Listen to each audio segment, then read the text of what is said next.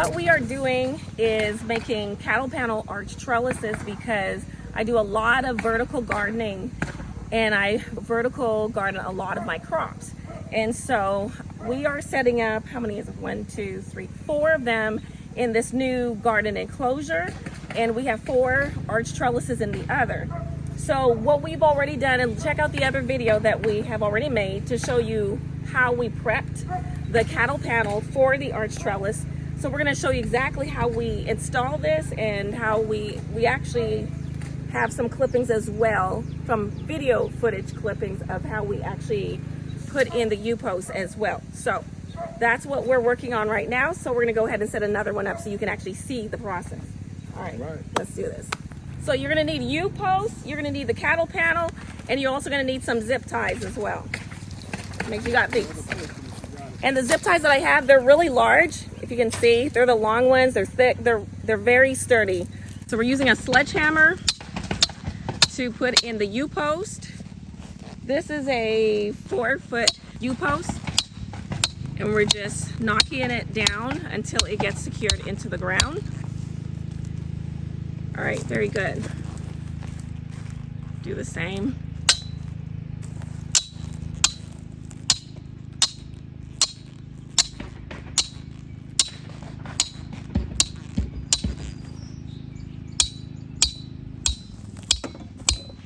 So we have these all over the raised beds because I like to set up vertical gardening for the squash, peas, and different plants that like to vine up.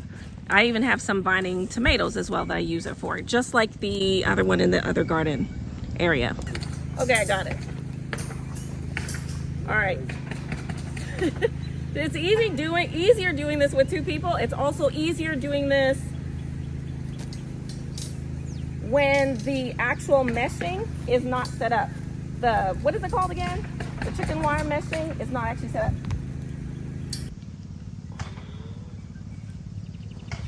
Oops. You don't want to do that. It's easier to do this also when your plants are not in there. So I almost could have ruined these onions that I had in there. Carefully.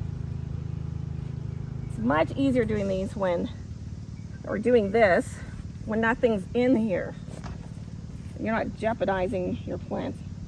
But I think that's good. I'll just patch it back up and it's fine. All right, so we're gonna do the same on the other side.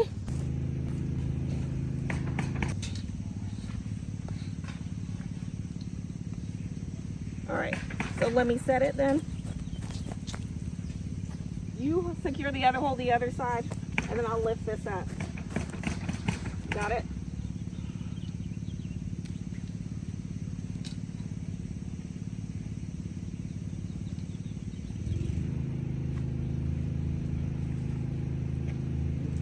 All right. You just want to take your zip tie, and then there's grooves in the U-post.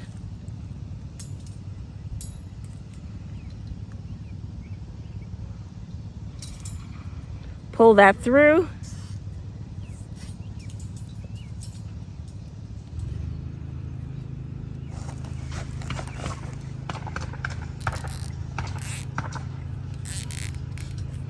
And just secure it, tighten it up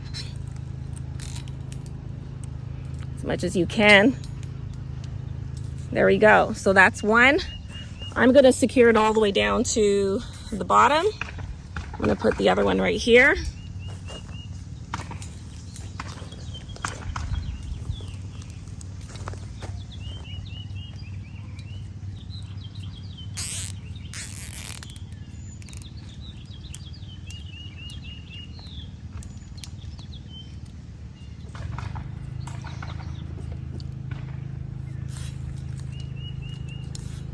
The third one, you really only need 3, but I want to actually add in a 4th one at the bottom just to make sure that this cattle panel is very secure.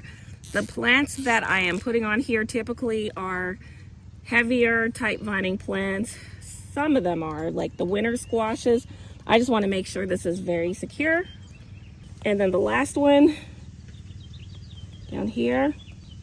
Just gonna secure it underneath the bottom. Need to move the plants out of the way. Thank you, babes.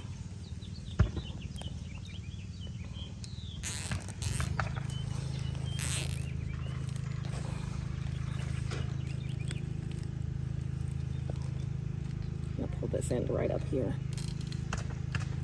And then the last thing you want to do is just clip. You want to clip these ends.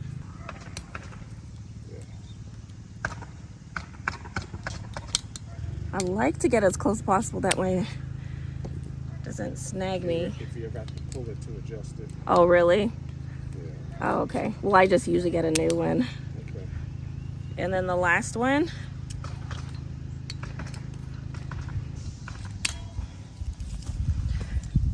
And that's it. That's set up. Let's get a full footage of this. And then you want to clip this side as well. That needs to be clipped. But just overall, this is how you set up a cattle panel. And that did not take us long at all. With 2 people, of course, it works much better. But you're able to, the beautiful thing of the way I have it set up, I can put some greens, some brassicas or kale or lettuce, or see, I've got onions.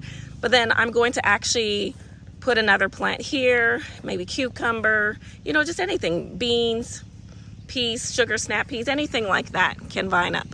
And that's it.